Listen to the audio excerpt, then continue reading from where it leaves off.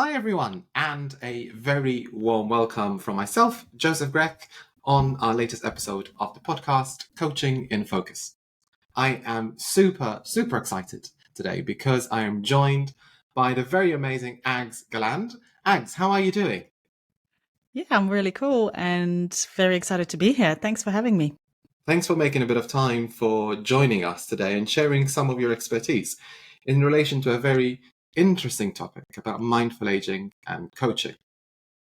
To give you a bit of background as well in relation to Ags, Ags is a nutrition and health coach.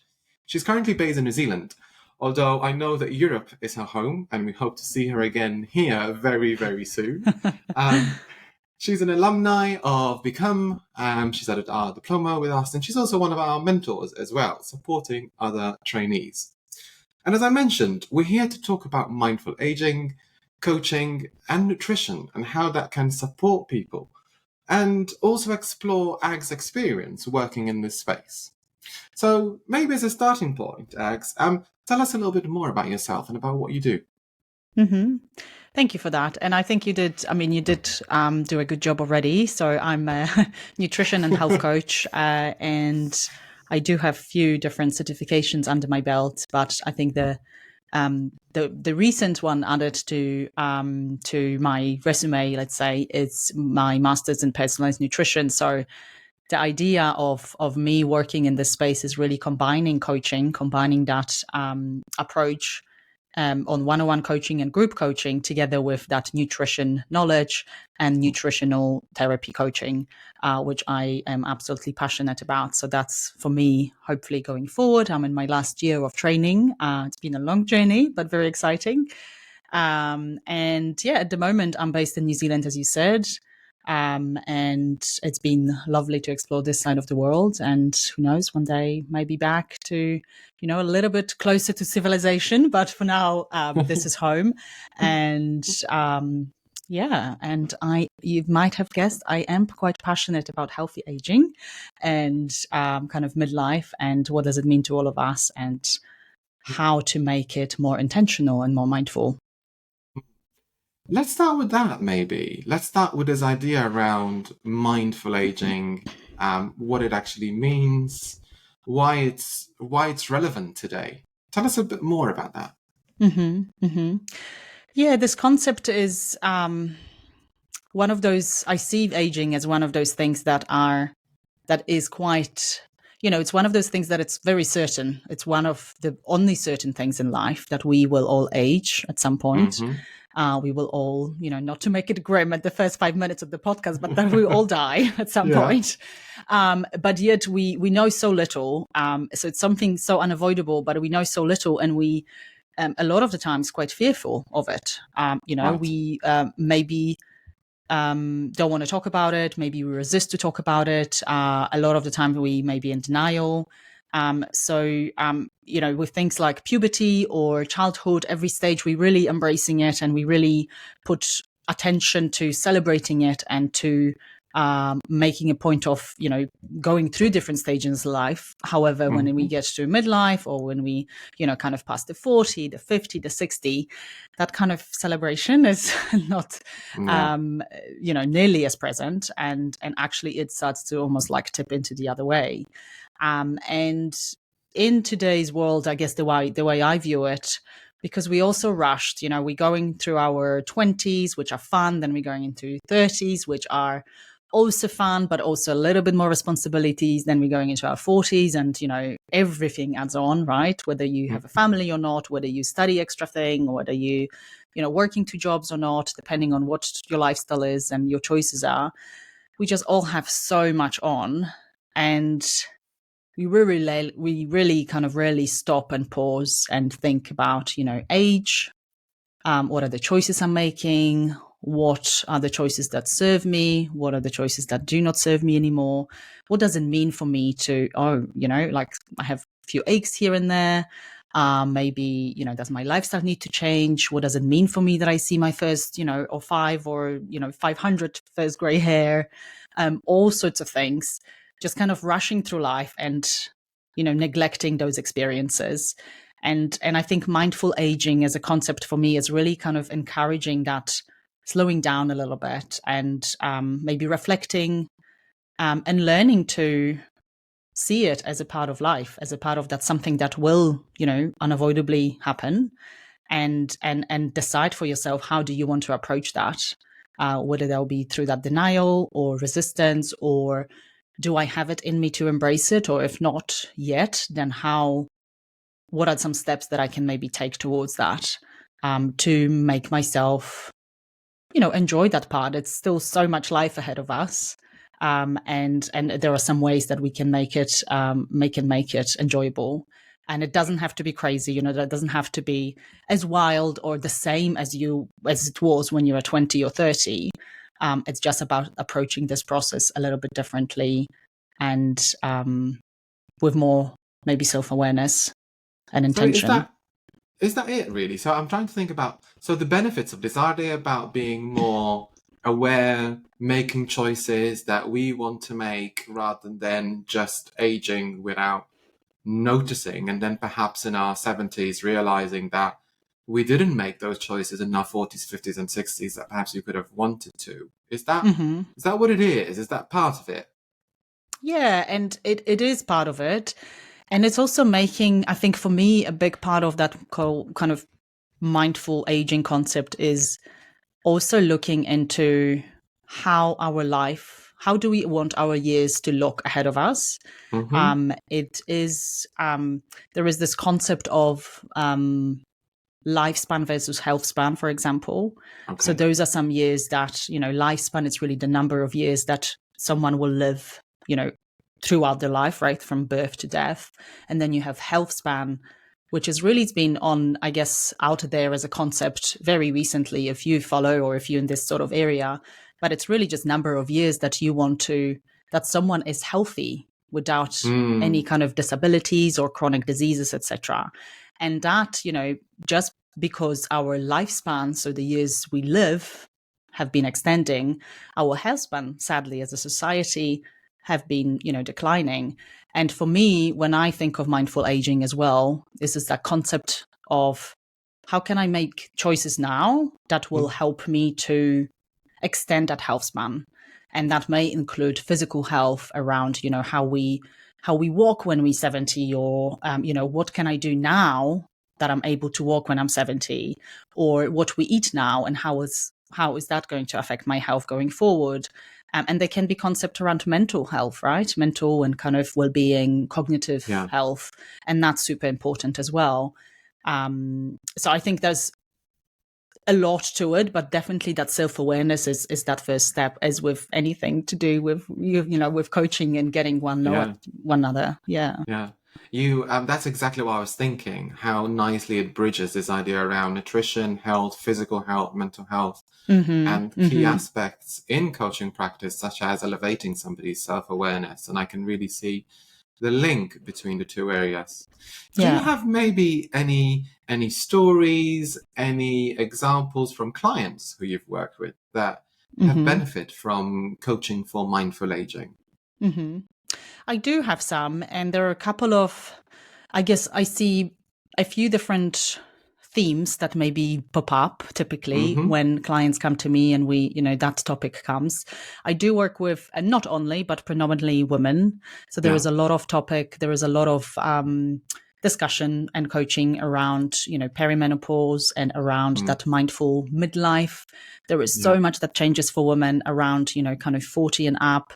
And, it's not only talking about all the kind of society expectations and beliefs that we've grew up with. It's also, how just life changes, like with all the different responsibilities, as we mentioned, with all the different extra agendas and things. And it's just life is really busy. So a lot of women on top of that experience that whole different symptoms, body changing, body image changes, different beliefs potentially that comes with things like lack of confidence and maybe different levels of self-esteem. So there's the theme around that, and potentially how do we embrace that, or how do we maybe first, it's not even embrace that, it's first to acknowledge that, right? That acknowledging this is what's happening, then making a choice, how do I want to make it different? and what are some choices that I can make towards that, and then potentially learn to maybe embrace it, or learn at least to accept that, and try to work with it, or try to live around it, because again, as we said, it's unavoidable.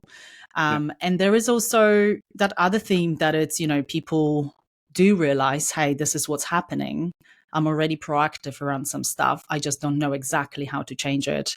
I maybe struggle with some of beliefs I have, or maybe I need some actual practical, like we're talking just literary coaching around, your routine or your practices. What are some things that may need to change for you in your life to reflect certain, maybe lifestyle changes? Maybe there is something, around your health issues or well-being issues, maybe your capacity to, or resilience. So there is almost like two different sides to it, or themes. That's the kind of denial, and I don't know what's going on, but I think something needs to change. And there is also that awareness already where people are like, okay, I think I'm there, I just don't know still what to do with it. Right. Which again, kind of reiterating Mag, that is kind of so core in coaching practice, right? One is around working in relation to the mindset of the individual. And then the second kind of stage, you're talking about actions. Once the individual is aware of their beliefs or things that they want to change, how they're going to implement that change. Yes. You also you said you study nutrition as well. You're doing your MSc, and nutrition is often a concern as people age as well. So how do you incorporate nutrition guidance into your coaching as well? And that's a really good question, because it's tricky in a way that it is different. The style of, I guess, nutrition advice or nutritional therapy that I will fully be practicing as of next year is personalized nutrition. So we do take into account people particular genetic makeup, people, health history. It's not like a cookie cutter, diet or approach that people can get from the internet and just follow. It is really personalized. It takes a lot of effort to implement, to, work with people, to arrange it for them, etc. But so kind of almost divided into two different, I guess, how I do it now and how I will do it going forward. But at the moment, because nutrition is almost like the field that if someone doesn't know about, potential benefits of certain, fruit and vegetables, and how food can be medicine for them in their particular setting or in their health condition, it's really hard to maybe elicit that, response and ask them for answers, as coaching would do, because, if they don't know, they probably don't know. So it's that kind of that knowledge and mentoring piece, which is so different to coaching. So I typically would, again, be very upfront with the clients and, set agreements around how do we, how the coaching sessions or how the program will look, and how do we address certain things, that there will be elements of, coaching where I wouldn't be giving advice and I wouldn't be telling you certain things around nutrition. And there will be also sessions or parts of the sessions where, I will make it clear that this is now we, discussing particular elements of nutrition or your diet, etc. So it's just around making that quite distinct for the client, so they know that there is a difference, and seamlessly kind of incorporate them into the program. And everything is always tailored and individualized. So some clients would be happy to work with more of around the coaching side of things. Maybe they know their knowledge is already quite vast, and they quite happy to actually be challenged and to be coached rather than actually maybe learn. And some others will be on the opposite spectrum. So it really just depends on where people are at. And going forward, that's something to still be decided, but I feel like it probably will be more focused, maybe potentially having separate packages or separate offerings for people, so it can be even more distinct for them to, if you just really require nutritional therapy with a limited coaching scope, that's an option. Or we can do, wider coaching scope, which I still believe they complement each other so beautifully. For example, somebody might be really clear in relation to the nutritional benefits of eating healthily, practicing certain habits, but they're not doing it. And that's when coaching becomes quite useful, addressing mindset, because they have the knowledge, but it's how do you support somebody actually do that behavioral change, as you mentioned? Absolutely. Absolutely. And it's a lot around, from what I see at the moment, a lot of it is, around the mindset piece. We know, we typically smart humans, we know what's good for us. When we think and when we step back, the principles are very, very simple in a way. It's not Yeah, about biohacking and doing crazy diets and miracle foods and superfoods and all that. It's just, it's a few simple principles that we probably all know.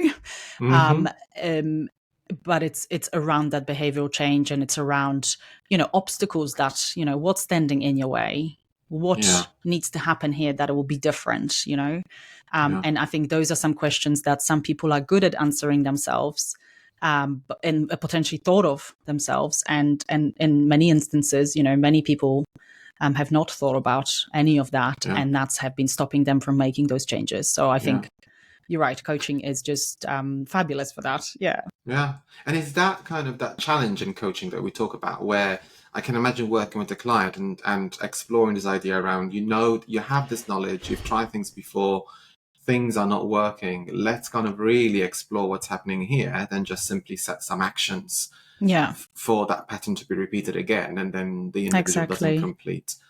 Um, the other thing that is coming to mind is around body image. You mentioned grey hairs earlier. I do have quite a few of those. I don't think you can see them very You well can't see here, but mine, but they there too. uh, and I'm sure they're in the thousands now. But how do you support people navigate this change in perhaps in body image, self-esteem that comes naturally with aging? Mm-hmm. Yeah, it does come naturally, doesn't it? And it is a big thing, especially, I mean, I don't want to, kind of single out here women, but especially for women in today's Mm, society, it is a huge mm-hmm. thing, because we do, actually maybe rewind that. I think for men as well, many people just generally link their value, and their worth, to how they look and Yeah. how potentially people view them. And because aging has been seen as such a I guess concept of the youth is the desirable thing. Any decline is frowned upon. We should always look certain way. We should only wear this and this and have this sort of body or this sort of leg or arm or whatever. Things change. Our bodies change. That's something that will happen. So those are the sort of things that definitely are visible around that kind of population of 40 up, where a lot of changes start to be kind of sneak up on us. We may not see them overnight, but one week or one day you just wake up and you're like, oh, well, haven't seen that before. Or like, how many of you are here now? So so it's definitely present, and a lot of it is around that acceptance. So acceptance, there is a belief change that Hmm. may need to be shifted, or that may need to happen. There is work around visualization or imagining it. There's Mm, work around a lot of the time we do start at basics, like around values. yeah, What are some yeah. values? How what's important to you? How calm is important to you? Hmm. Where do you see yourself in 5-10 years, or even we go further, and like when you're 70, how do you want to look? How do you want to move? What do you want to How do you see yourself do it? Like, what do you see yourself doing? I think Mm, those are some sort of questions that we do explore within that kind of mindful aging coaching. mm, And it does can help with that body image change. It's a lot of work. It is a lot, something that, again, it's you would know it too, links so many different beliefs and societal, as I said, expectations. yeah. But it is something that can absolutely be a part of the discussion, and for some people it would be a huge chunk of what we would talk about. It's about strengthening your core, your real you, who's, that what's on the inside in a way. Mm-hmm. So because that in a Mm, way can stay, it doesn't need to change. If you know what your values are, they can be a bit more constant as the absolutely. exterior changes. Yeah. Yeah. And we also, I feel like we, as I said, like it's such a fast pace for many of us. We kind of breeze through. It's almost like our 20s, maybe early 30s is like research we've been doing with our life. And then, after that, the real game begins. And a lot of the times, excuse me, we just have not maybe had time to think about it. What do I Right. really want? What do I like? What am I choosing? Why am I choosing this? Do I even like this? Those are some sort of questions that we can get wrapped up, again, as we grow older, and maybe we started to get more, self-awareness and realize certain things around our behavior or our actions. Mm-hmm. And that can get confusing, right? This is the time where a lot of people kind of like to do that soul searching and maybe work with someone like, yourself or myself to figure some stuff out. And I think it's very normal and it's very natural just because of that, weird time of our life. It can also, I'm reflecting on it can also feel that it's another choice, another thing that we have to do. So that's why I'm thinking about myself, why I might push it away a little bit. It's something else to think about. How do I want to be in 5 years' time? What can I proactively plan for my later years? It feels like it's one extra thing on my to-do list. But actually, it's a really important part of that to-do list. Yeah. And the more that I kind of push it away, the less I'm able to live authentically, because I'm just kind of on this treadmill of life where I'm just kind of doing things again and again over and over without mindfully noticing and making choices around them. Yeah. So it feels like it's a really important part of it.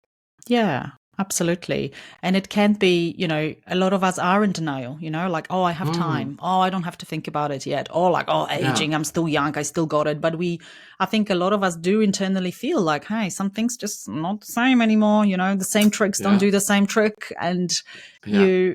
and I think, if we do not spend enough time to maybe consider that or reflect on that, things are, I'm not saying like, oh, things will just decline and start to go downhill from there, but that's something that slowly chip away. And when we talk about mental health or, physical health, even, I think there is this kind of concept in the healthcare, within healthcare in general, that it's easier. Oh, I'm just going to treat it when the time comes. I'm just going to treat it, versus I believe, and I really kind of like the concept of prevention a little bit more, instead of treating it when probably it might be too late or might be really hard or might be really expensive or whatever the reason is.